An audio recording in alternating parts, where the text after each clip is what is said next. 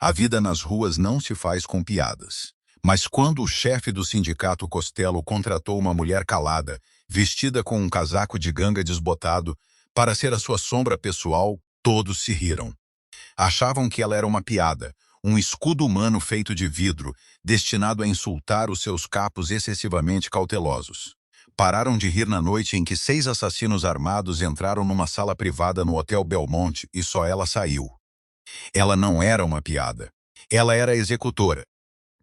O Leo Costello odiava quintas-feiras. Quintas-feiras eram para contabilidade, e contabilidade numa empresa criminosa consistia maioritariamente em sentar-se numa sala sem janelas, respirar fumo de charuto reciclado e ouvir homens de pescoços grossos a mentir sobre por que é que os seus envelopes estavam mais leves. Hoje era pior do que uma quinta-feira normal. Hoje, ele também tinha de substituir o Tommy. O Tommy tinha sido a sombra pessoal do Leo durante 5 anos. Tinha o ano 93, parecia um muro de tijolos, e era completamente desprovido de pensamento independente. Era exatamente o que um chefe da máfia precisava num guarda-costas. Infelizmente, o Tommy tinha saído do Lincoln blindado do Leo na manhã de terça-feira e tinha apanhado 85 gramas de chumbo de alta velocidade no peito. O Leo só sobreviveu porque a estrutura maciça do Tommy tinha bloqueado a porta do carro quando ele caiu. Agora, o Leo estava sentado no escritório dos fundos de uma instalação de carnes de luxo que usava como fachada, a lidar com uma dor de cabeça que parecia uma trovoada localizada atrás do olho direito. O seu subchefe, uma úlcera ambulante chamada Dom, estava a apresentar substitutos através da pesada porta de aço. Próximo, Dom ladrou, esfregando uma mão na cabeça careca. A porta rangeu ao abrir-se. O Leo não levantou os olhos do livro Razão na sua secretária. Esperou pelo baque pesado de botas de combate ou pelo cheiro avassalador de colônia barata que geralmente acompanhava estes brutos. Em vez disso, ouviu o guincho suave, quase imperceptível, de solas de borracha gastas no cimento. O Leo levantou os olhos. Em pé na porta estava uma mulher. Tinha talvez o ano 68, afogada num casaco de campo de excedente demasiado grande que já tinha visto melhores décadas. O seu cabelo estava preso num nó severo e desalinhado. Não se portava com o peito estufado de um malandro de rua. Ela apenas estava ali, perfeitamente imóvel, as mãos tranquilamente nos bolsos. Parecia cansada, cansada até a alma, de raspar a alma. "O que é isto?" perguntou Leo, a voz um arranhão baixo e rouco no silêncio da sala. Dom piscou os olhos, olhando para sua prancheta, depois para a mulher. A agência mandou uma lista. Ela estava na sala de espera com os outros. Pensei que fosse uma candidata a trabalhos de escritório que se perdeu. "Não estou perdida", disse a mulher. A sua voz era plana, desprovida de qualquer inflexão. Não era defensiva. Era apenas uma declaração de facto. O letreiro lá fora dizia candidaturas espontâneas para logística de segurança. "Preciso de um emprego." O Leo recostou-se na sua cadeira de couro, o couro a gemer em protesto. Ele estudou-a, sem maquilhagem. Olheiras escuras sob olhos de um estranho tom de avelã turvo. Ela olhava para ele não como um temido chefe do maior sindicato da cidade, mas como alguém olha para um comboio atrasado. Um inconveniente. "Logística de segurança", repetiu Leo, testando as palavras. "Sabes quem eu sou? És o gajo com a cadeira vazia no corredor com uma mancha de sangue na tapeçaria", disse ela. "O que significa que o teu último gajo não fez o seu trabalho, e agora precisas de um novo." Dom bufou, dando um passo à frente, o rosto a corar de um vermelho baço. "Escuta aqui, querida. Isto não é um emprego de segurança de centro comercial. Dás um passo em falso conosco, acabas num aterro. Vai para casa." A mulher não olhou para Dom. Manteve os olhos no Leo. "O meu nome é Quinn. Não bebo.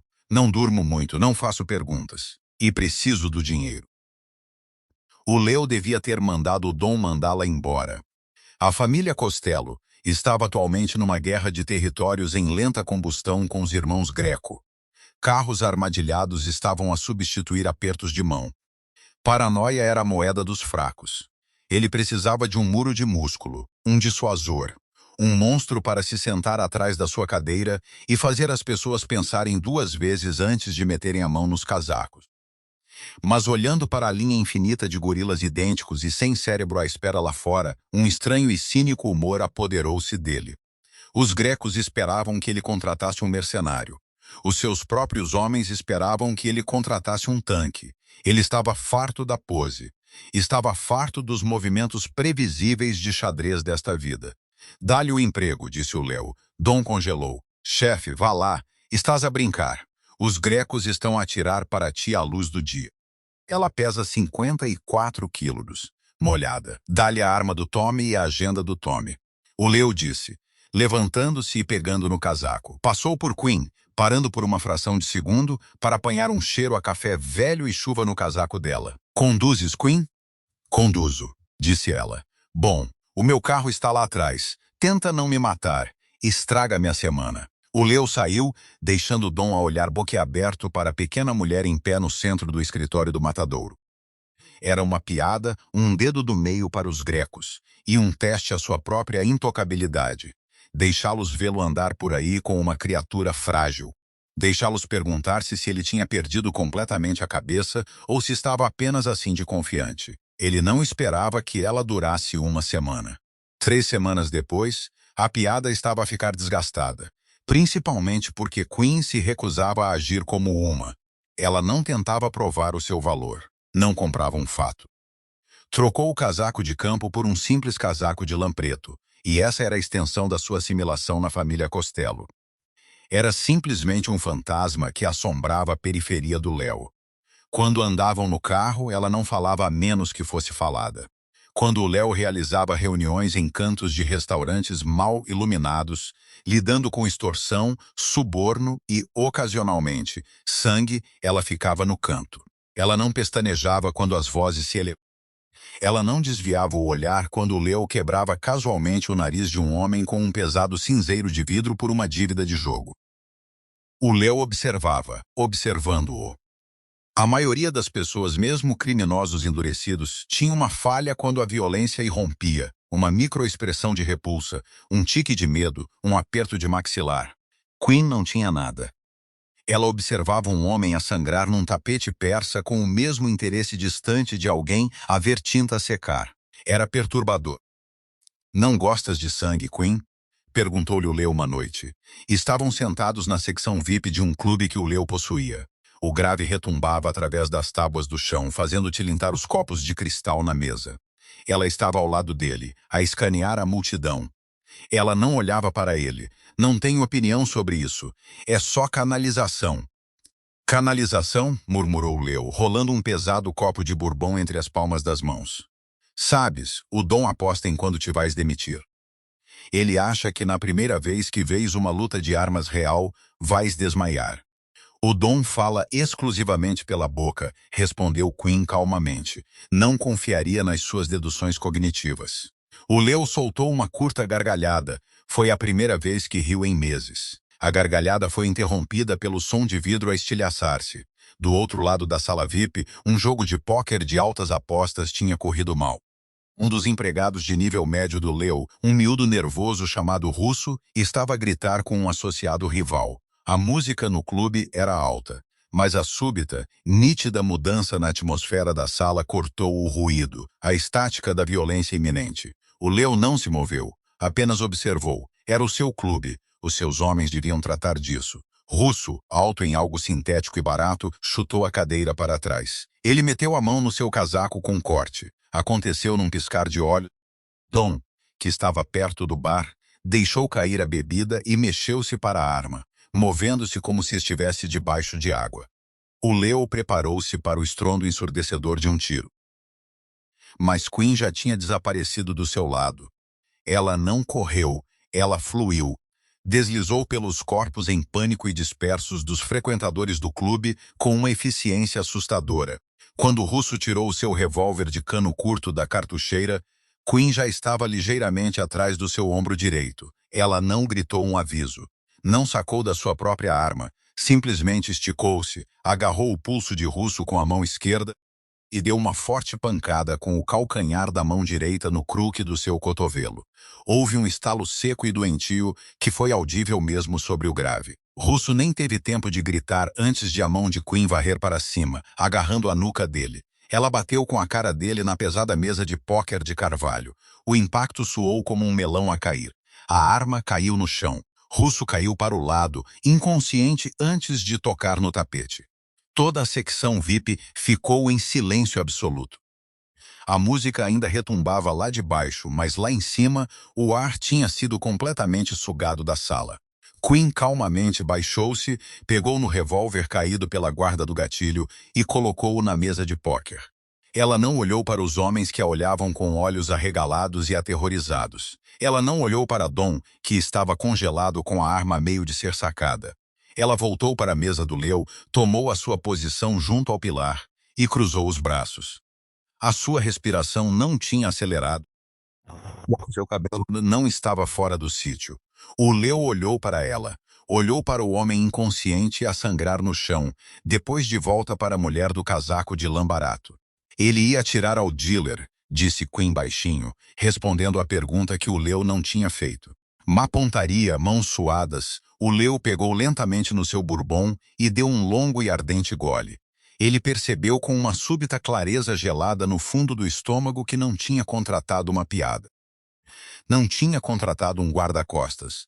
Tinha acidentalmente comprado uma arma de destruição em massa.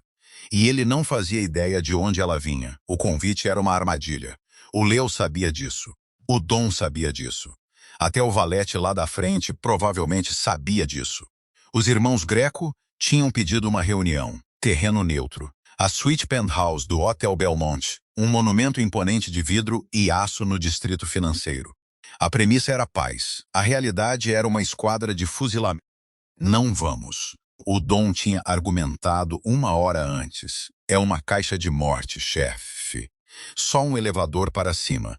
Sem saídas de incêndio que não estejam alarmadas. Se entrarmos lá, somos peixe num barril.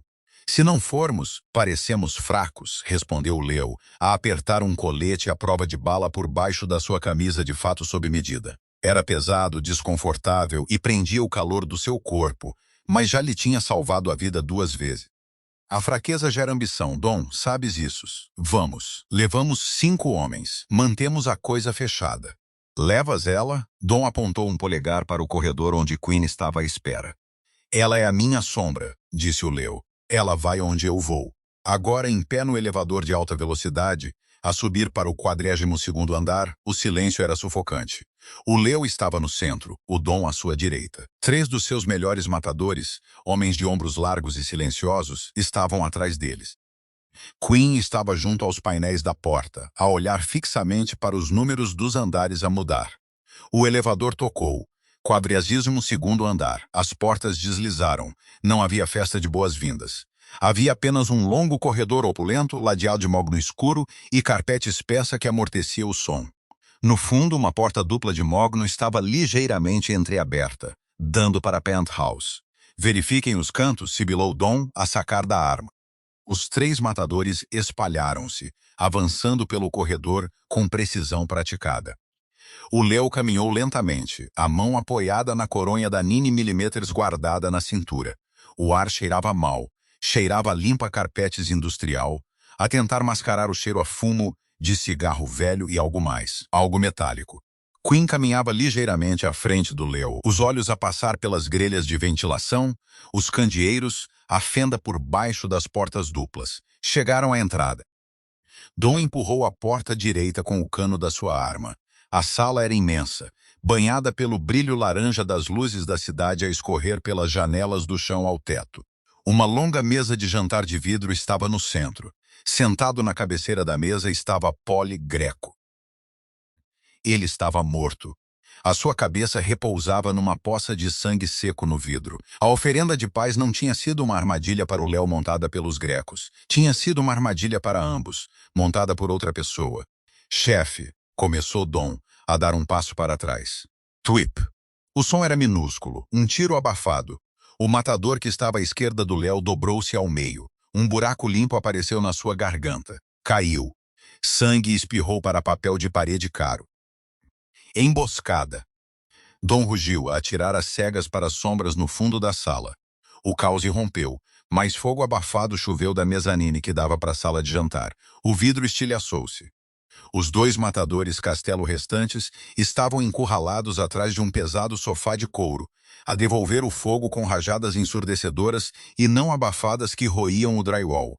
O Leo sacou da sua arma, mergulhando atrás de um pilar de mármore um segundo, antes de uma linha de balas costurar o gesso, onde a sua cabeça estivera um segundo antes. Verificou o carregador, o coração a bater contra as costelas. Estava encurralado. Dom estava a gritar, a sangrar de um arranhão no braço, encurralado atrás de uma credenza virada. Havia pelo menos 6 atiradores, terreno elevado, fogo cruzado. Estavam mortos. Tinha acabado. Então o Leo viu Queen. Ela não se tinha refugiado com eles. Quando o primeiro tiro soou, ela tinha se movido lateralmente, desaparecendo nas sombras profundas perto da entrada da cozinha. O Leo arriscou um olhar por cima do pilar. 2 homens fortemente armados em equipamento tático preto avançavam pelo flanco esquerdo, a moverem-se para flanquear a posição do Dom. Antes que o Leo pudesse alinhar um tiro, uma sombra separou-se da parede atrás dos homens que avançavam. Queen não atirou. Moveu-se silenciosamente, a fechar a distância com uma velocidade aterradora. Agarrou um pesado atiçador de lareira de ferro fundido na lareira enquanto passava por ele. Deu um balanço uma vez. Bateu na parte de trás do joelho do primeiro homem. A articulação cedeu com um estalo doentio. Enquanto o homem caía, Queen não parou. Usou o ímpeto do seu balanço para impulsionar a ponta pesada de ferro diretamente para cima, por baixo da borda do seu capacete tático, na sua mandíbula. Caiu como uma pedra. O segundo homem virou-se a levantar o seu rifle. Queen já estava dentro da sua guarda. Agarrou o cano quente do rifle, redirecionando-o para cima, enquanto ele disparava uma rajada para o teto. No mesmo movimento fluido, ela bateu com o joelho na virilha dele, pisando firmemente o seu peito do pé para o imobilizar. Enquanto ele se curvava, ela pegou no pesado atiçador de ferro e bateu-lhe nas têmporas. 2 mortos, 4 segundos. Largou o atiçador e pegou no rifle caído do chão. Não o verificou. Simplesmente rolou por cima do balcão da cozinha enquanto os atiradores restantes na mezanine percebiam o que estava a acontecer e redirecionavam o seu fogo para ela. O balcão de mármore foi despedaçado sob uma chuva de balas, enchendo o ar com uma nuvem espessa e asfixiante de pó branco. "Fogo de cobertura!" gritou o Leo, saindo e a disparar 3 tiros para a mezanine. Dom e os matadores sobreviventes juntaram-se, forçando os atiradores a agacharem-se. Foi toda a janela de que Queen precisou. Saltou por cima do balcão, movendo-se através da poeira de mármore cegante como um espectro. Ela não correu loucamente. Cada passo era calculado. Chegou à base da escada em espiral que levava à mezanine. Um atirador inclinou-se sobre o corrimão, a tentar obter um ângulo sobre ela. Queen não levantou o rifle para o ombro. Disparou da anca num rajada curta e controlada de 3 tiros. O homem sacudiu-se para trás, caindo através do corrimão de vidro e caindo 6 metros no chão da sala de jantar, o pescoço a partir-se ao impacto. 3 mortos. O Leo observou, totalmente paralisado pela brutal eficiência daquilo. Tinha visto violência a vida toda. Tinha ordenado. Tinha cometido. Mas isto era diferente. Isto não era raiva. Isto não era uma guerra de territórios. Era um exterminador a limpar uma infestação de pragas. Queen subiu as escadas de 2 em 2 degraus. Tiros irromperam na mezanine. Um homem gritou, depois um pesado baque. O silêncio desceu sobre a penthouse, espesso e pesado, quebrado apenas pelo som da respiração ofegante de Dom e pelo som distante de sirenes da polícia na rua. O Leo levantou-se lentamente, mantendo a sua arma levantada. A poeira de mármore estava a assentar. O cheiro a cobre e cordite era avassalador. "Queen!" chamou o Leo, a voz soando oca na sala imensa. Um momento depois, ela apareceu no topo das escadas. Estava coberta de pó branco. Havia uma mancha de sangue vermelho vivo na sua bochecha pálida, embora claramente não fosse dela. Ela segurava uma faca de combate tática numa mão e uma arma de serviço roubada na outra. Desceu as escadas, pisando o vidro estilhaçado e os corpos sem os olhar. Chegou ao fundo, caminhou até o Leo e parou. Verificou o seu relógio barato de plástico, limpando uma mancha de sangue do mostrador com o polegar. O tempo de resposta da polícia neste distrito é de aproximadamente 7 minutos, disse ela, a respiração apenas ligeiramente elevada. Temos 3 restantes. Sugiro que usemos o elevador de serviço. O Léo apenas olhou para ela, para o sangue no seu rosto, para a montanha de homens mortos e fortemente armados à volta deles. Quem diabos és tu? Sussurrou o Léo. Quinn olhou para ele, aqueles olhos de avelã turvo desprovidos de qualquer calor, qualquer medo, qualquer humanidade. Sou a sua coordenadora de logística, disse ela. Devíamos ir. O elevador de serviço cheirava a lixívia industrial e a gordura velha. Desceu 42 andares com um gemido mecânico agonizante. Lá dentro, ninguém falou. Dom estava encostado pesadamente à parede de aço. Um maço de guardanapos de coquetel pressionado contra o sulco sangrento no seu bíceps. O matador sobrevivente, um miúdo chamado Carlo, estava a ter ânsias silenciosamente num canto, a arma a pendurar frouxamente em 2 dedos. O Leo observou o indicador do piso a diminuir. Sentiu a adrenalina sair do seu sistema, deixando para trás um cansaço frio e oco. Olhou para Quinn. Ela estava metodicamente a ejetar o carregador da arma de serviço roubada, a verificar as balas restantes e a encaixá-lo de volta. Limpou o sangue da bochecha com as costas da manga. Espalhou-se numa risca enferrujada pelo tecido escuro. Ela não parecia uma salvadora. Parecia uma mecânica a terminar um turno. Quem montou isto? Perguntou o Leo. A sua voz estava rouca. Quinn deslizou a arma para o bolso do casaco. Os homens lá em cima usavam FN-57s abafadas, colete à prova de bala, óticas de alta qualidade, sem emblemas identificativos. Mas as suas botas estavam uniformemente atadas num padrão de barra reta. Militar ou ex-militar PMC. Isto não foi um acerto de contas da máfia. Foi uma liquidação corporativa. Dom bufou, a gemer ao mudar de peso. Corporativa? Que estás a falar, sua maluca? Os Greco montaram-nos, disse Quinn calmamente, virando seu olhar mortiço para Dom. Foi uma jogada suicida. Polly Greco estava morto antes de entrarmos na sala. A coagulação do sangue sugere que ele tinha sido baleado pelo menos 20 minutos antes. Usaram-no como isco. Usaram-te como isco. Alguém está a limpar o tabuleiro. O elevador abalou e parou na doca de carga subterrânea. As portas abriram-se. O ar pesado e úmido da garagem subterrânea atingiu-os. O meu carro está estacionado a 3 quarteirões a leste, disse Quinn, saindo para a fraca luz fluorescente.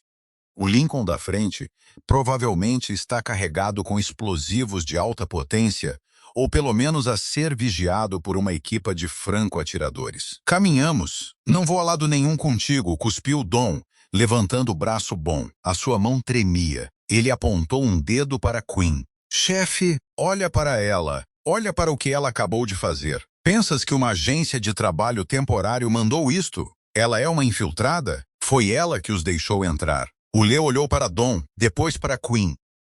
Dom estava aterrorizado. Um rato encurralado. Quinn estava perfeitamente imóvel, a observar Dom como um predador observa um animal ferido a decidir para que lado cocheia. Se eu quisesse que morresses, Dominic, disse Quinn, a voz a baixar uma oitava, não teria usado uma equipa tática. Teria deixado que morresses no corredor lá em cima. Baixa a mão antes que eu te parta outro braço. Dom estremeceu instintivamente, puxando o braço para trás. Chega, estalou o Léo. Ele ficou entre eles, sentindo o peso esmagador do cavaleiro a pressionar os seus ombros. Era um rei sem castelo, em pé numa doca de carga suja. Levamos o nosso carro. Vamos para o pátio. O pátio era um parque de reboques abandonado na orla industrial da cidade. Era uma relíquia da era do pai do Leo, rodeado de arame farpado e guardado por 3 Rottweilers muito grandes e muito famintos. Dentro do escritório de aço corrugado enferrujado, havia uma cama, um cofre e um telefone descartável. A viagem foi agonizante. Quinn conduzia um Honda Civic batido que cheirava levemente a pinho e a terra úmida. Conduzia precisamente dentro do limite de velocidade. Verificava os espelhos a cada 4 segundos. O Leo sentava-se no banco do passageiro, a observar as luzes da cidade a desfocarem-se. O seu império parecia de repente muito frágil. Homens em fato sob medida a discutir contratos de lixo e cotizações sindicais não eram páreo para fantasmas em equipamento tático a cair através de clarabóias. Quando chegaram ao pátio, estava a chover. Os cães reconheceram o Leo e permaneceram silenciosos nas suas jaulas. Dom e Carlo foram para a sala dos fundos para se tratarem. O Leo ficou no escritório principal, a tirar uma garrafa de uísque barato de um arquivo. Serviu 2 copos. Deslizou um pela secretária de metal arranhada para Queen. Ela estava junto à janela a espreitar por uma fenda nas persianas para a rua inundada lá fora. Ela não olhou para o copo. Não bebo, disse ela. Aceita de qualquer maneira, disse o Leo. Deu um gole e ele ardeu, uma dura lembrança de que ainda estava vivo. Mataste 5 homens esta noite. 6, se contares com o que atiraste da varanda. 6, confirmou ela calmamente. Onde aprendeste a mover-te assim? Queen fechou as persianas. Virou-se. A dura luz bruxuleante da única lâmpada no teto projetava sombras profundas sob os seus olhos. Fui ensinada, disse ela. Por quem? Pessoas que já não respiram. Era uma porta fechada, um cofre. O Leo podia pressionar. Podia exigir respostas como seu chefe, mas sabia, ao olhar para ela, que a autoridade não significava nada ali. A hierarquia do submundo era uma ficção que ela simplesmente escolhia ignorar. Eles vão vir atrás de mim, disse o Leo, inclinando-se para a frente sobre a secretária. Quem quer que sejam, tiraram Polly Greco. Tentaram tirar-me a mim. Querem a cidade. Preciso de saber se vais desaparecer na chuva ou se te pago o suficiente para te interpor entre eles e mim. Queen olhou para ele. Pela primeira vez, o Leo viu um vislumbre de algo humano atrás do avelã turvo dos seus olhos. Não era pena. Era reconhecimento. O teu dinheiro é inútil agora, Leo, disse ela. Usou o primeiro nome dele. Enviou um estranho choque através do seu peito. Mas eu não corro e não deixo um trabalho inacabado. Descansa um pouco. Amanhã vamos caçar. Dormir era um luxo de que o Leo não podia desfrutar. Deitou-se na cama desconfortável na sala dos fundos durante 3 horas, a ouvir a chuva bater no telhado de metal. Todas as vezes que fechava os olhos, via o matador a dobrar-se ao meio. Via a poeira branca de mármore. Via Queen a mover-se através da névoa como um predador de topo na relva alta. Às 4h da manhã, desistiu. Baixou as pernas da cama, as costelas a doer devido aos hematomas do colete, e caminhou de volta para o escritório principal. Queen estava sentada na mesma cadeira giratória que tinha ocupado horas antes. Não tinha tirado o casaco. Sentou-se perfeitamente direita, uma Glock 19 desmontada, espalhada num pano sujo sobre a secretária. Estava a limpar o cano com um cotonete e solvente. O cheiro a hops Novonov cortava o mofo úmido da sala. Tu também não dormes, observou o Leo encostado ao batente da porta. O sono é uma vulnerabilidade, murmurou ela cuidadosamente a inspecionar o percussor. Prefiro descansar em ciclos breves. 20 minutos é o suficiente. O Leo aproximou-se e arrastou uma cadeira dobrável para se sentar em frente a ela. Observou as suas mãos. Eram pequenas, mas cobertas por um mapa de cicatrizes pálidas e finas, queimaduras nos nós dos dedos, uma linha branca irregular a subir pelo seu pulso esquerdo, a desaparecer sob o punho do seu casaco. Eram as mãos de alguém que tinha sido quebrado e recomposto com costura grosseira. Estás a sangrar, disse ela de repente, sem levantar os olhos da arma. O Leo franziu o sobrolho a tocar no pescoço. Os seus dedos saíram pegajosos. Um estilhaço de mármore do balcão da cozinha do Belmont deve tê-lo atingido. Um fino filete de sangue tinha secado no colarinho. Antes que pudesse reagir, Queen pousou o percussor. Tirou uma pequena bolsa de lona aos seus pés e tirou um kit básico de primeiros socorros. Levantou-se, deu a volta à secretária e parou à sua frente. Fica quieto, ordenou ela. O Leo congelou. A sua proximidade era chocante. Cheirava a pólvora, chuva e algo inerentemente limpo como aço frio. Rasgou um penso de álcool. Isto vai arder, disse ela.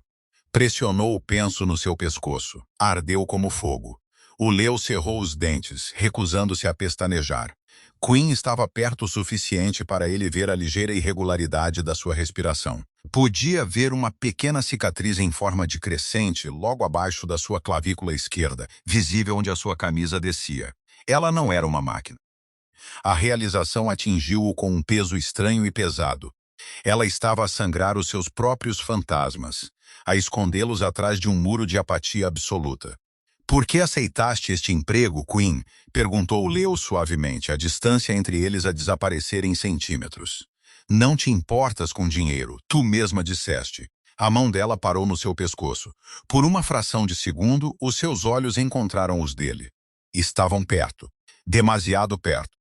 O cínico chefe da máfia e a assassina assombrada a existir num vácuo de um mundo arruinado. «Porque estar numa sala silenciosa é demasiado barulhento», disse ela, a voz mal um sussurro. «Preciso do barulho. Preciso da estática. O teu mundo é muito barulhento».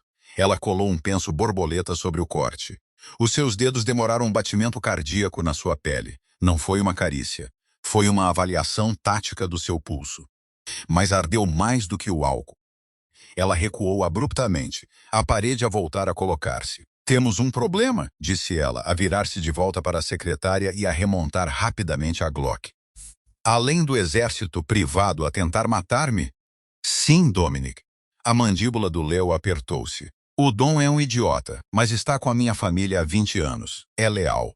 A lealdade é uma métrica mutável», disse Queen, a deslizar o carregador para a coronha com um clique agudo.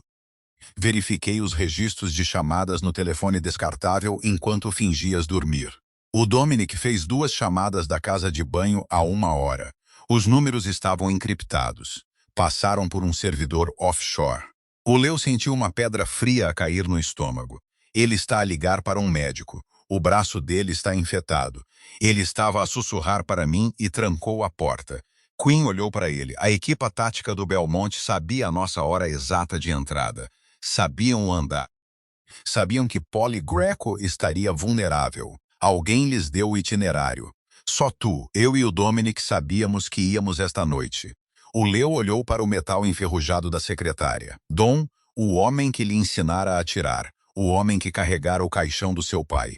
Se estiveres errada, começou o Leo. Nunca estou errada sobre a geometria de sobrevivência, cortou Queen. Ele está assustado. Os novos jogadores assustaram-no. Vendeu-te para comprar um lugar na mesa deles. Um pesado silêncio encheu a sala. O Leo sabia que ela estava certa. A matemática funcionava. A hesitação na voz de Dom. Ontem. A insistência de que ir ao Belmont era uma armadilha, mas ainda assim a pressionar o Leo a entrar nela, criando uma plausível negação. «Onde é que ele está?» perguntou o Leo, a voz morta. Levou o Carlo para o perímetro há 10 minutos. Disse que queria verificar os cães. O Leo levantou-se. Tirou a sua 9mm da cintura e carregou uma bala. O slide metálico ecoou no escritório silencioso. «Eu trato disso», disse o Leo. «Não». Queen pôs-se à sua frente, bloqueando a porta. «Ele espera que sejas emocional. Ele espera que hesites. Eu não». O Leo olhou para ela. Era mais pequena do que ele, mas sentia-se como um muro de betão. «É a minha confusão, a minha família». «Estás a pagar-me para te manter vivo», disse ela suavemente. «Deixa-me fazer o meu trabalho, Leo». A chuva tinha parado, deixando uma névoa pesada e pegajosa sobre o parque de reboques. Os cascos enferrujados de carros esmagados erguiam-se como lápides na pálida luz da alvorada. O Leo saiu do escritório, as botas a esmagar suavemente a gravilha molhada. Queen era uma sombra ao seu lado, deslizando perfeitamente entre os pontos cegos das luzes de inundação. Encontraram Dom perto da cerca de rede no fundo do pátio. Os cães andavam nervosamente nas suas jaulas, a choramingar baixinho na garganta. Carlo não estava em lado nenhum. Dom andava a passear, um telefone descartável colado ao ouvido. O seu braço ferido pendia mole ao seu lado. «Eu disse-te que sobreviveram», sibilou Dom para o telefone, a voz a espalhar-se no ar úmido. «A rapariga é uma aberração. Disseste que a tua equipa conseguia lidar com ela. Agora estou preso aqui com ele. E ela está a observar cada movimento meu. Precisas de mandar os limpadores agora para o pátio». O Leo saiu de trás de uma pilha de contentores de transporte enferrujados. «Não precisas de gritar, Dom», disse o Leo. Dom girou, largando o telefone. Mergulhou numa poça de lama. Os seus olhos arregalaram-se, a saltar do Leo para a escuridão à sua volta. Viu Queen sair das sombras, a arma apontada diretamente para o seu peito. Chefe, gaguejou Dom, levantando as mãos, o rosto pálido. Chefe, espera, não é o que parece. Eu estava a tentar ganhar tempo, negociar. Onde está o Carlo? Perguntou o Leo. O vazio na sua própria voz assustou-o. Ele entrou em pânico. Correu. Juro por Deus, Leo, eu estava a tentar salvar a família. Quem são eles? Perguntou o Leo, ignorando a mentira. Um sindicato da Europa. Um tipo chamado Holden dirige as operações nos estados. Blurtou Dom, a suar apesar do frio. Eles têm dinheiro ilimitado, Leo. Mercenários, políticos. Disseram-me que iam limpar-te e aos grecos de qualquer forma. Eu só queria ter a certeza de que alguém do nosso lado sobreviveria para reconstruir. Vendeste-me por sucata, disse o Leo.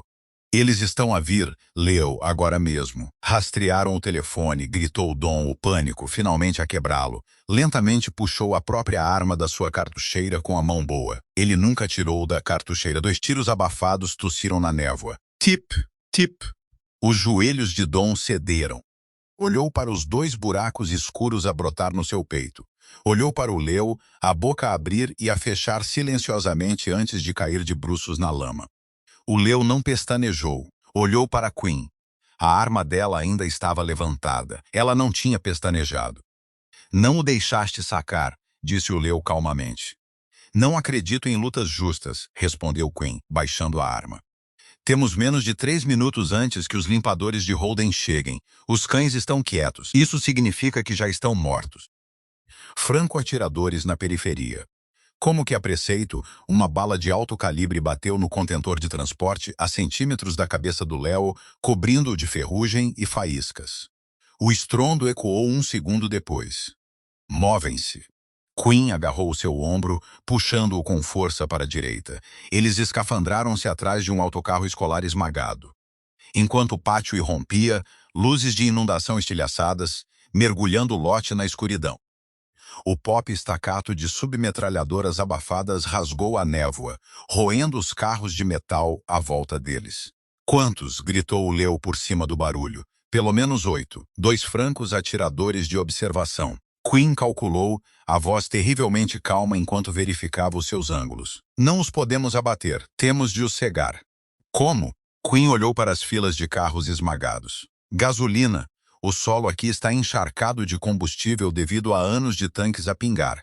Precisamos de uma faísca. Ela não esperou pela sua aprovação. Rompeu a cobertura, correndo baixo pela pista aberta. Balas levantaram lama aos seus calcanhares. Mergulhou atrás de um reboque enferrujado. O Leo disparou fogo de cobertura, apontando as cegas para os clarões de boca na névoa. Sentiu um arranhão ardente no ombro, mas ignorou-o. Já não era um chefe sentado atrás de uma secretária. Era um soldado na terra. Queen estava debaixo do reboque. Tirou uma bengala de sinalização do bolso profundo do seu casaco, algo que aparentemente tinha pilhado do quartel-general. Rachou-a, a dura luz vermelha, projetando sombras demoníacas no seu rosto. Atirou-a não para os homens, mas para uma depressão no chão, perto de uma pilha de velhos tambores de óleo. O próprio chão pegou fogo. Anos de combustível e gordura acumulados inflamaram-se numa enorme bola de fogo rolante. A onda de choque derrubou o Leo. As chamas saltaram 9 metros para o ar, transformando a névoa numa muralha laranja cegante de calor e fumo. As óticas térmicas dos franco-atiradores tornaram-se instantaneamente inúteis. Os limpadores no pátio foram apanhados no incêndio, a gritar enquanto as chamas cortavam o seu avanço. Agora Queen apareceu da fumaça, a agarrar o seu braço. Estava coberta de fuligem, os seus olhos refletindo o fogo. Correram. Não olharam para trás. Escafandraram-se por cima da cerca de rede na parte traseira do pátio, a rasgar as suas roupas no arame farpado, e caíram na profunda vala de drenagem do outro lado. Escafandraram-se pela lama, movendo-se às cegas na escuridão, o rugido do fogo a desaparecer atrás deles. Quando finalmente colapsaram sob o arco de betão de uma passagem superior, completamente fora da rede e a quilômetros do pátio, o sol estava a começar a rachar o horizonte. O Leo deitou-se no betão frio, ofegante, a olhar para o teto. O seu império era cinzas. Os seus homens estavam mortos. O seu amigo mais confiável tinha o traído. Virou a cabeça. Queen estava sentada contra o pilar de betão, os joelhos dobrados, a recarregar silenciosamente a sua arma. Parecia abatida, magoada e totalmente composta. Captou-o a olhar. Precisamos de um carro novo, declarou ela secamente. O Leo começou a rir. Foi um som quebrado, cínico, que ecoou sob a ponte. Ri até as costelas lhe doerem, até que o exaustão finalmente superou o pânico. Já não era o seu chefe. Era apenas um fantasma sentado ao lado de um monstro na escuridão. E pela primeira vez na sua vida, sentiu-se inteiramente seguro. Sim, expirou o Léo, a descansar a cabeça de volta no betão. Vamos arranjar um carro novo. Não roubaram um carro desportivo. Roubaram um Subaru Outback de 1998 de um parque de estacionamento de viajantes atrás de uma lanchonete. Cheirava a batatas fritas estaladas e a cão molhado, mas tinha o tanque cheio de gasolina e tração às 4 rodas. Queen fez um curto-circuito nele em menos de 40 segundos. Os seus dedos cicatrizados a manipular os fios expostos por baixo da coluna de direção com precisão cirúrgica. Conduziram para o oeste durante 3 horas, deixando para trás a carcaça em chamas do Império do Leo. O silêncio no carro era absoluto. O Leo observava as marcações da autoestrada desfocar-se. A ressaca de adrenalina tinha-o atingido há 1 hora, deixando-o a tremer no seu fato arruinado e coberto de lama. Sentia-se esvaziado. Os seus homens estavam mortos. O seu território tinha desaparecido. Tudo o que o seu pai construíra, tudo o que o Leo sangrara para manter tinha sido apagado numa única noite por um homem que ele nunca sequer tinha conhecido. Precisamos de suprimentos, disse Queen. Foi a primeira vez que falou desde a passagem superior. Tenho 3.000 em centenas molhadas no meu porta-cartões, disse o Léo, a voz rouca. E uma conta bancária congelada que vai sinalizar a minha localização no momento em que tentar aceder a ela. Guarda o dinheiro. Precisamos de logística fora da rede. Ela puxou o Subaru para um centro comercial decadente nos arredores de uma cidade siderúrgica moribunda. A chuva tinha recomeçado. Um chuvisco frio e miserável. Queen estacionou atrás de uma farmácia 24 horas. Mantém-te baixo, ordenou ela. Deslizou para fora do carro, a puxar a gola do seu casaco de lã. O Leo observou-a entrar na dura luz fluorescente da loja. Recostou a cabeça contra o vidro frio do para-brisas do passageiro. Fechou os olhos, e imediatamente o rosto de Dom flashe atrás das suas pálpebras, o olhar de puro terror, a traição.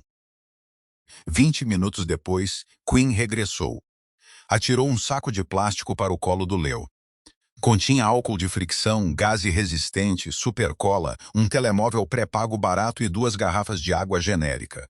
Pôs o carro em marcha e puxou para um motel anônimo a 2 quarteirões de distância. O letreiro de neon zumbia, com metade das letras queimadas. Era um lugar para pessoas que não queriam ser encontradas. O quarto 114 cheirava a cigarros velhos e mofo.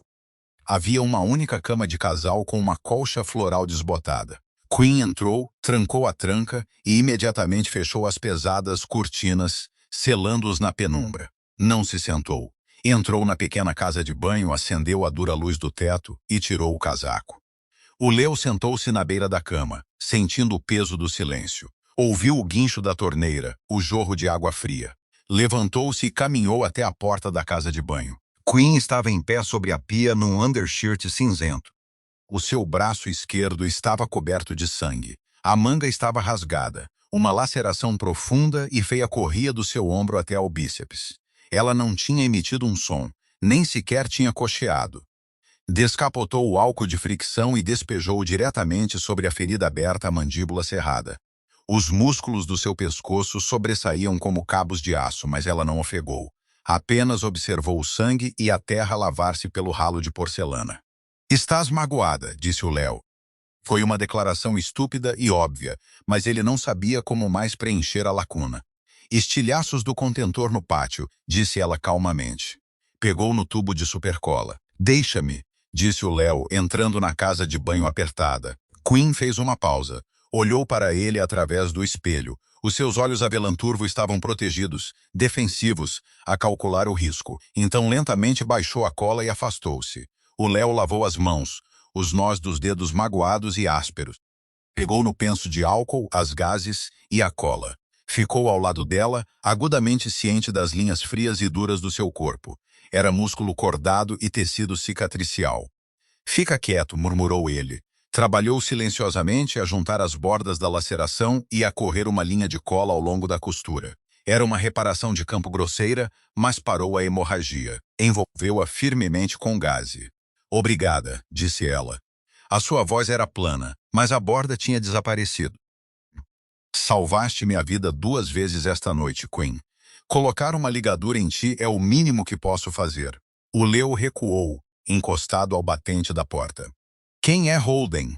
Quinn rolou o ombro ferido, testando os pontos improvisados. Holden não é um mafioso. É um liquidatário corporativo para um sindicato militar privado. Quando um cartel estrangeiro ou um governo renegado quer expandir-se para um novo território, eles não enviam capangas com tacos de basebol. Contratam Holden. Ele compra os políticos, assassina os pesos pesados locais e entrega uma folha limpa. O Leo sentiu uma onda fria de realização a varrê-lo, e eu era o peso pesado local. Tu e os grecos, disse Quinn, o sindicato. Uma vez o porto é o centro de transporte mais lucrativo na costa leste. Holden foi pago para remover os obstáculos. Quinn saiu da casa de banho e sentou-se no chão, as costas contra a parede, a arma apoiada no joelho. Ela nunca se sentava em camas. As camas eram armadilhas. Então, sou um fantasma, disse o Leo, a entrar na sala e a sentar-se pesadamente no colchão. O meu dinheiro é inútil. Os meus contactos estão mortos ou na folha de pagamentos do Holden. Acabou. Quinn olhou para ele. Acabou é um termo subjetivo. Não tenho mais nada. Eu tenho-te, disse ela simplesmente. O Leo olhou para ela na penumbra. Ela não estava a oferecer conforto. Estava a declarar um ativo tático. Por quê? Perguntou o Leo. O teu contrato é nulo. Não me deves nada. Poderias sair por aquela porta e desaparecer. Por que ficas? Quinn olhou para suas mãos cicatrizadas. Por um longo momento, o único som foi o zumbido do letreiro de neon lá fora. Antes de vir para o teu escritório, começou Quinn, a voz mal um sussurro. Eu trabalhava para um homem muito parecido com Holden. Eu limpava quadros. Eu removia obstáculos. Não fazia perguntas. Fez uma pausa, engolindo em seco. Então fiz uma pergunta, e eles mataram todos os que eu conhecia. Queimaram a minha vida até ao chão para me darem uma lição. Ela olhou para o Leo, o avelã turvo dos seus olhos a endurecer para algo afiado e aterrador. Holden faz parte dessa máquina, e a máquina odeia o atrito. Amanhã, paramos de correr. Tornamo-nos o atrito. Eles não planeavam um assassinato. Planeavam uma auditoria, explicou Quinn na manhã seguinte. Estava a traçar linhas num mapa municipal roubado espalhado sobre o tapete barato do motel. Holden não opera num armazém ou num clube social. Opera num centro de dados, uma empresa de fachada de negociação de alta frequência, a encaminhar livros-razão encriptados. Usa uma instalação nos cais sul. Parece um centro de servidores. Atua como uma fortaleza. Não podemos simplesmente entrar pela porta da frente, disse o Leo, a estudar o mapa. Não entramos pela porta. Entramos pela ventilação, disse Quinn. Mas primeiro, precisamos de equipamento. A tua 9mm e a minha Glock não vão penetrar um colete de nível 4. Precisamos de força cinética. O Leo conhecia um gajo. Todos na sua posição conheciam um gajo, mas este não era um leal ao sindicato. Era um traficante de armas independente que operava num cargueiro enferrujado ancorado no rio. Um velho russo paranoico chamado Yuri, que só negociava em dinheiro e não se importava com a política do sindicato. Conduziram o Subaru até a beira do rio, sob a cobertura de um céu cinzento e nublado. A transação foi rápida, fria e cara. O Leo entregou cada nota de $100 molhada do seu porta-cartões. Em troca, Yuri deslizou 2 pesados sacos de lona pela mesa de metal. Dentro estavam 2 submetralhadoras FNP-90 com munição perfurante, uma dúzia de granadas de fragmentação, cargas de arrombamento e 2 coletes Plat levemente à prova de bala. Tu fazes guerra, Leo? Perguntou Yuri, os seus dentes dourados a brilhar na escuridão do cargueiro. Não, disse o Leo, a olhar para Quinn, que já estava a inspecionar a ação da P-90 com uma familiaridade aterradora. Estamos a fazer controlo de pragas. À meia-noite, a chuva tinha voltado, uma chuva torrencial que transformou os cais sul num labirinto extenso e inundado de contentores de transporte e betão. O centro de dados ficava numa ponte de betão, um bloco brutalista de pedra cinzenta sem janelas, rodeado por uma cerca eletrificada de 3,6 metros, e patrulhado por homens armados com espingardas de assalto e malinóis belgas a passear. O Leo e Quinn estavam deitados no telhado de um armazém adjacente, a chuva encharcara suas roupas. O Leo espreitou através de um par de binóculos térmicos. 4 guardas exteriores com rotas de patrulha sobrepostas, sussurrou o Leo. As câmaras são térmicas. Vão ver-nos assim que tocarmos na cerca. Não vão, disse Quinn. Estava a ligar um pequeno tablet à prova de água a um bloqueador de rádio localizado que ela tinha construído a partir de eletrônicos de motel revistos e peças sobressalentes de Yuri. Holden usa uma rede de segurança centralizada. É eficiente, mas tem um único ponto de falha. Os nós localizados enviam um ping para o servidor principal a cada 60 segundos. Se o ping for atrasado por um inchaço de pacotes, o sistema reinicia os sensores óticos para limpar a cache. Dá-nos um ponto cego de 8 segundos. O Leo olhou para ela. Sabes hackear uma grelha de segurança de grau militar. Eu sei quebrar coisas, corrigiu ele. Pronto. O Leo apertou as alças do seu colete Plat e puxou a alavanca de armar da sua P90. Não tinha medo. O medo tinha queimado no parque de reboques. Agora havia apenas uma raiva fria e metódica. Faz isso, disse o Leo. Quinn tocou no ecrã. A reiniciar. 8 segundos. Vai. Saltaram do telhado do armazém para o betão molhado abaixo, aterrando silenciosamente. Correram pelo terreno aberto. A chuva forte mascarou o som das suas botas. 3 segundos, 4 segundos. Chegaram à cerca.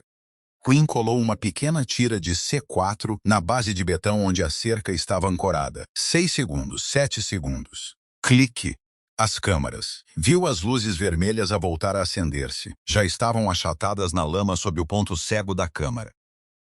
Um guarda de patrulha virou a esquina, o cão a puxar a trela. O cão parou, as orelhas em pé, cheirou-os. Abriu a boca para latir. Quinn moveu-se mais rápido do que o cão podia reagir. Tirou a sua arma abafada da sua funda e disparou 2 vezes. Tip, tip! O cão ficou mole. O guarda abriu a boca para gritar, a ir buscar o seu rádio. O Leo levantou-se suavemente, levantando a sua P90. Disparou uma curta e controlada rajada. As balas perfurantes atravessaram limpidamente a placa de cerâmica do guarda. O homem caiu sem um som. O Leo olhou para o homem morto, depois para a arma nas suas mãos. Tinha ordenado centenas de assassinatos na sua vida. Nunca tinha sentido o recuo da arma que os executava. Parecia pesado. Parecia necessário. A arrombar, sussurrou Quinn. Ela ativou a pequena carga na base da cerca. Não explodiu. Rachou o betão o suficiente para soltar os parafusos de ancoragem. Puxou a pesada malha de aço para trás, criando uma abertura apenas grande o suficiente para se esgueirar. Entraram na sombra do centro de dados. A sala principal do servidor fica no 3º subsolo, disse Quinn, a consultar um esquema que tinha tirado do PDA do guarda-morto. Holden estará lá. É a única sala com ligação direta às contas offshore. Assim que ele perceber que a periferia foi violada, ele tentará iniciar uma transferência total de ativos e limpar as unidades. Ele não vai poder fugir, disse o Leo, a voz dura. Não, concordou Quinn. Tirou uma carga de arrombamento do seu saco de lona e pressionou-a contra a pesada porta reforçada de aço que levava à escada de serviço. Ele não. A escada estava banhada por uma dura luz de emergência vermelha. A explosão da carga de arrombamento tinha acionado os alarmes. Uma sirene rítmica ensurdecedora pulsava através das paredes de betão, acompanhada pela voz digitalizada do sistema de segurança automático, a avisar de uma intrusão hostil. Quinn não correu, deslizou pelas escadas, a arma levantada, os olhos a escanear os ângulos. O Leo ficou 3 degraus atrás, a observar as suas costas. Operaram em silêncio total, comunicando apenas através de gestos agudos e batidas no ombro. Atingiram o 2º patamar. A pesada porta de aço abriu-se. 3 limpadores de Holden despejaram-se na escada, as espingardas levantadas. Quinn não hesitou. Caiu sobre um joelho, tornando-se um alvo menor, e apertou o gatilho. A P-90 tagarelou, cozindo um fluxo de caixas de latão para o ar. As balas perfurantes dilaceraram os homens na porta, a atirá-los para trás para o corredor. O Leo passou por cima dela, a disparar fogo de cobertura pelo corredor para manter quaisquer reforços imobilizados. Limpo! Gritou o Leo por cima das sirenes. Quinn já estava a mover-se, a passar por cima dos corpos, as botas a escorregar ligeiramente nas lajes escorregadias e cobertas de sangue. Chegaram ao terceiro subsolo. O ar aqui embaixo era diferente. Estava terrivelmente frio, fortemente climatizado para evitar que os enormes blocos de servidores sobreaquecessem. O ruído dos ventiladores de refrigeração era um rugido contínuo e ensurdecedor que engolia as sirenes. Estavam em frente a um par de portas duplas de vidro reforçado.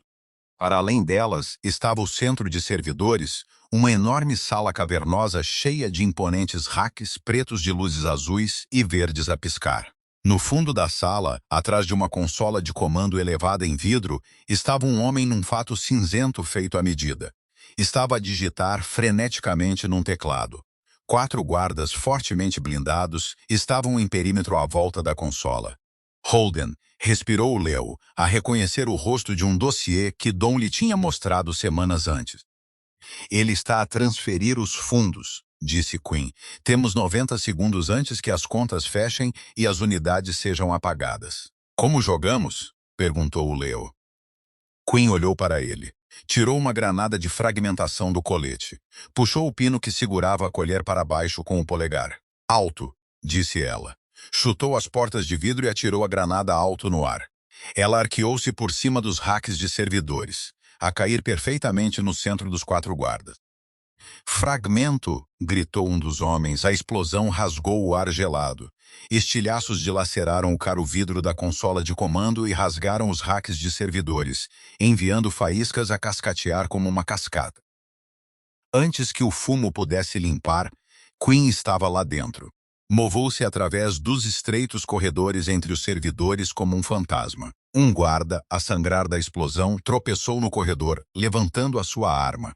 Quinn não atirou. Fechou a distância, agarrou o cano do seu rifle e impulsionou a coronha da sua P-90 para cima na sua garganta. Enquanto ele colapsava, ela desenfufou a sua arma de serviço e disparou 2 vezes no seu peito. O Leo pegou no flanco direito, a arma levantada.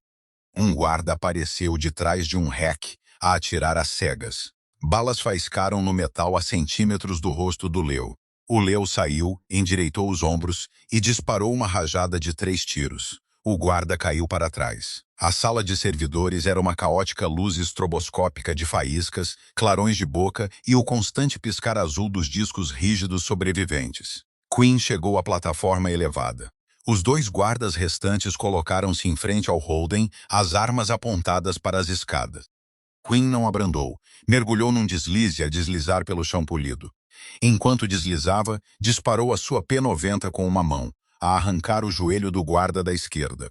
O homem gritou, colapsando.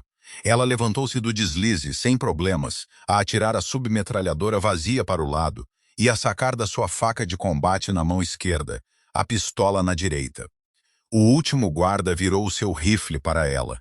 Ela afastou o cano com a pesada moldura de aço da sua pistola e impulsionou a faca para cima, encontrando a fenda no seu colete à prova de bala, logo por baixo da axila. A lâmina afundou-se até ao cabo. Ela rodou-a, puxou-a livre e afastou o homem a morrer. O silêncio caiu sobre a sala de servidores, exceto pelo zumbido dos ventiladores e o silvo dos canos de refrigeração partidos. Holden estava encostado ao vidro estilhaçado da sua consola. Parecia aterrorizado. O seu fato feito à medida estava coberto de pó e sangue. Olhou dos seus guardas de elite mortos para a pequena mulher do casaco de lã preto parada à sua frente. O Leo subiu as escadas da plataforma, a arma baixa. Ficou ao lado de Quinn. Holden levantou as mãos. Esperem, esperem. O que quer que vos paguem, eu dobro. Posso transferir 50 milhões para uma conta não rastreável agora mesmo. Basta eu clicar em Enter. Estendeu a mão para o teclado. Quinn levantou a sua pistola e disparou-lhe na mão direita. Holden gritou, caindo de joelhos, a embalar os seus dedos estilhaçados contra o peito. Não entendes? Ofegou Holden. a chorar. O sindicato. Vão matar-vos. Vão caçar-vos até ao fim da terra. Não podes parar a máquina. Quinn olhou para ele. Os seus olhos estavam vazios, desprovidos de qualquer triunfo ou vindicação. Apenas a fria e mecânica realidade de um trabalho concluído. Não quero parar a máquina, disse Quinn suavemente. Só quero partir os dentes dela. Levantou a arma e atirou-lhe uma vez na testa. Holden colapsou, a cabeça a bater no teclado. Os monitores piscaram. Uma mensagem de erro aparecera vermelho no ecrã. A transferência falhou. O Leo olhou para o homem morto. Sentiu o peso pesado da sua vida passada a ser levantado dos seus ombros, substituído por algo inteiramente novo, inteiramente aterrador e inteiramente libertador. Olhou para Quinn. Ela já estava a recarregar o seu carregador, o rosto uma máscara ilegível. Então, Leo disse, a voz a ecoar na sala imensa. E agora? Quinn deslizou o carregador para o lugar. Olhou à volta da sala de servidores arruinada e finalmente olhou para ele. Precisamos de um carro novo, disse ela. O Leo sorriu, um sorriso genuíno, cínico, inteiramente exausto. Eu conduzo, disse ele. Saíram da sala de servidores gelada juntos, a pisar os destroços, dois fantasmas a desvanecerem-se de volta para a estática de um mundo violento. Já não tinham um império, mas tinham algo muito mais perigoso. Tinham-se um ao outro. Se esta brutal descida ao submundo te manteve na ponta do teu assento, clica no botão de like para que o algoritmo saiba que anseias por crueza. Partilha este vídeo com alguém que adora uma história onde os ciosos são os mais mortais. E se quiseres mais narrativas profundamente humanas e cheias de ação que não poupam pancadas e saltam os clichês, certifica-te de te inscreveres e toca o sino para nunca perderes um capítulo. Deixa um comentário abaixo. Quem contratarias como tua sombra? Fica atento e vê-te no próximo.